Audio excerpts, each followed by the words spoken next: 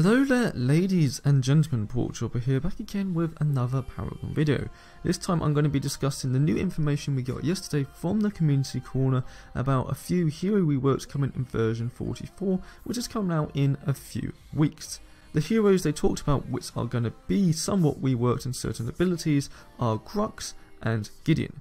So in this video what I'm going to do is talk about what they want to change and why they're changing it, and my general opinion on the changes, and I feel if these heroes actually needed to be changed at all. It's a bit funny, I'm making this video because I already recorded a video talking about the heroes I would like to be reworked. That video should be coming out sometime early next week if I can get the gameplay for all the heroes. But anyway, let's jump into all the juicy new news about the hero reworks coming in version 44. The first thing to note is that they didn't talk about all the hero reworks. They said maybe around 3 hero reworks will be coming in version 44, and we only know of 2. The other one is apparently meant to be some sort of support and already has quite a few reworks done over the monolith period, so my guess it's probably going to be steel. But anyway, let's talk about first Gideon. So Gideon, right now, the problems they had with him is that all his damage came from his meteor, and his ultimate really felt more like a tank ability, especially late game. His ultimate was great at utility, but you know, if you jumped on 3 heroes, especially in the current meta, and even if none of them CC you out of your ultimate, you're still going to be a really weak target and you're going to die really quickly. A carry can pretty much 3 to 4 shot you and you are dead.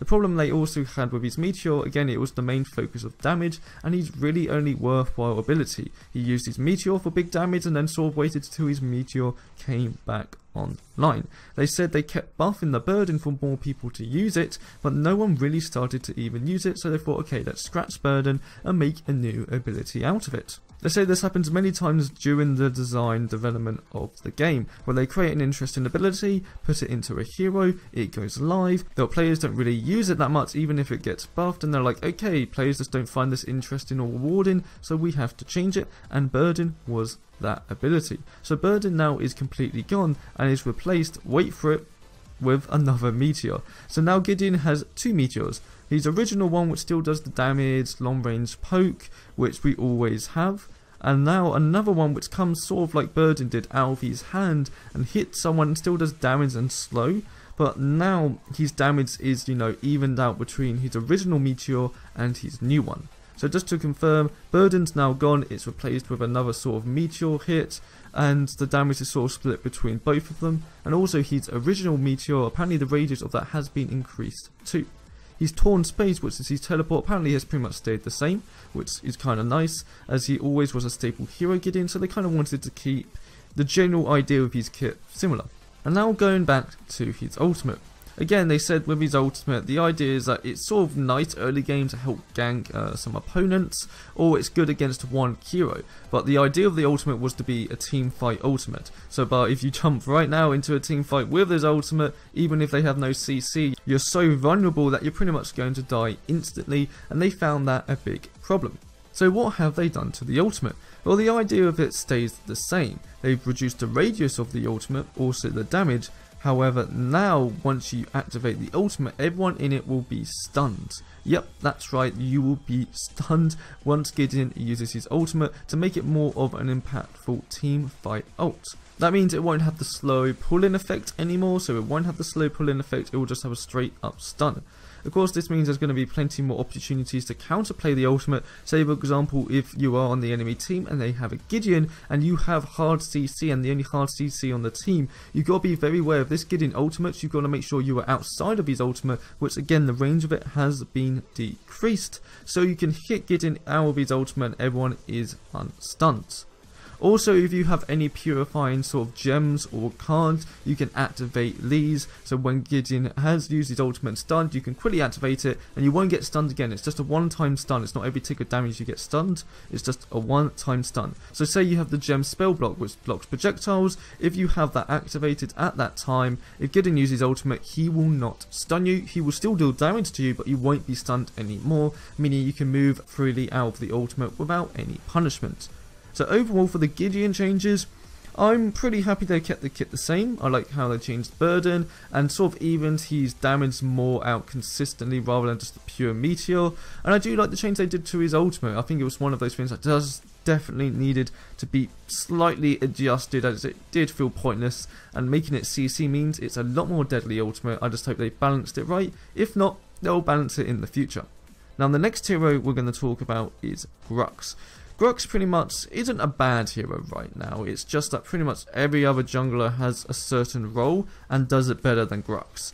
Grux is the kind of hero that you sort of dash to someone, you pull them, you use your double pain which really does no damage, you ult them which stuns them, and then you sort of just keep hitting them, and even then the damage isn't much, and unless you have a teammate with you which can capitalize over your pulls and your stuns from your ultimate, then you sort of don't really do anything, and it's sort of he is in an awkward spot. Like it says, every time you're picking Grux, I'm like, I would rather pick Quan in this situation, or Fen in this situation, or Rampage. You get the idea.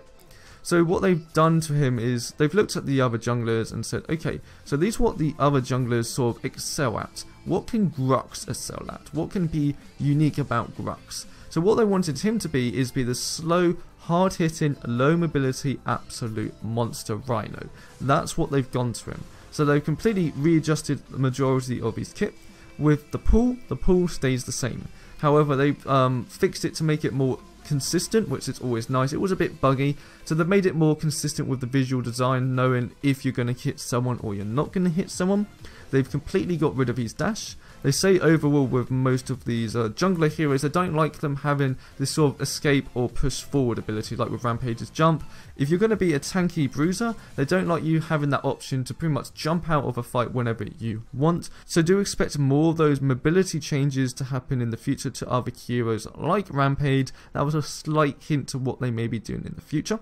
And instead of the dash, now Grux has some sort of knock-up effect. Pretty much if you combo Twin Blast's dash ability and Crunch's empowered knock-up, basically if you combine those two abilities together, that's what they described it as. He pretty much does one step forward, grabs his club, and then swings it forward to knock someone into the air and stun them.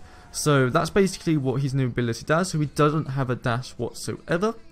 For his double pain, what they've done is basically made it increase damage to people who've been hit by it, to your basic attacks, and exactly the same with his ultimate. His ultimate's completely rechanged, similar to what Ceres's. Once you use the ultimate for around 15 seconds, basically all your damage you do is increased. I'm not sure if it does a stun at the start anyway or not anymore. That's something we're going to have to wait to version 44. So basically what he is now, it's a low mobility hero that you have to deal with if he gets in front of you. If you have a very smart Grux player that can get right into the enemy team, especially the backline heroes, he is absolutely going to destroy. He's all about his pulls. If his pulls are flying, like I said, and you have some CC, and he's not going to be the most tanky hero because he is a heavy, slow hitting now jungler, that means he's going to pretty much suck. If you can stun him and then just damage focus him, he's not going to be a problem. Again, he doesn't have a dash anymore. If he can't get to you, he is not a problem at all. But if he does get to you, even if you have some sort of frontline bruiser hero like a Rampage, he's still going to be a problem because apparently he hits really, really hard, especially on towers too. So that's something we've definitely got to be looking forward to there. I like what they've done to Grux. He's completely going to be different to other heroes. He's going to be low mobility. And I think, again, it's a hero where I'm just like, okay, he's going to be doing a lot of damage. I just hope it's balanced damage to the point where I can't just whack a blink charm on him or something, dash towards people and literally annihilate them. So hopefully there's a bit of balance there, but I do like what they've done to his kit. I like the idea that dash ability has been removed and he's all about pulling and then, you know, lifting people up and stunning them, and then using his ultimate, just dealing as much damage as possible. I like it, and it may take some skill to actually get close to people, which I don't think really right now any jungler has. So that's quite nice to see. So anyway, that's my opinion on the two changes. I do like how they are changing these old heroes. Even some people are like, oh, I don't like change. I like it that they're changing legacy heroes and updating them and making them more fresh and more current, and it's 100% the right way to go instead of releasing new heroes.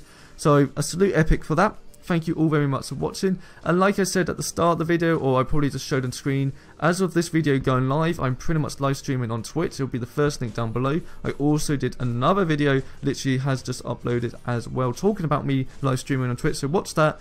I'm on Twitch. Even if you can't watch me much, to say hi or following is really appreciative. So thank you all very much for watching the video, and I'll see you next time.